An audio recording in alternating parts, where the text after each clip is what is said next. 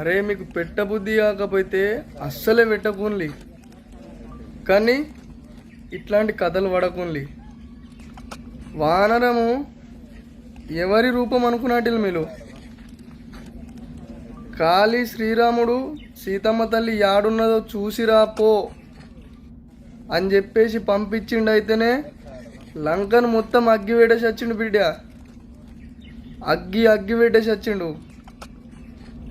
నువ్వు ఆయన రూపానితోటి మజాకులు చేస్తున్నావా? మిరకాయ తినబెడతావా?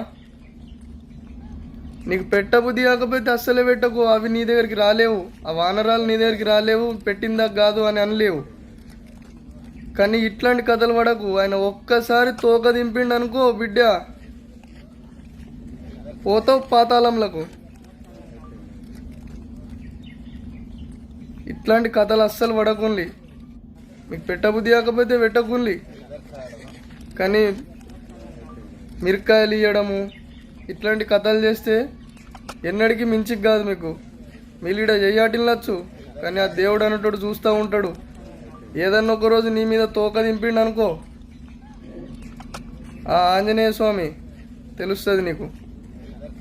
అట్లా మజాకులు చేసుడు కథలు చేసుడు వడకుంది అట్లా.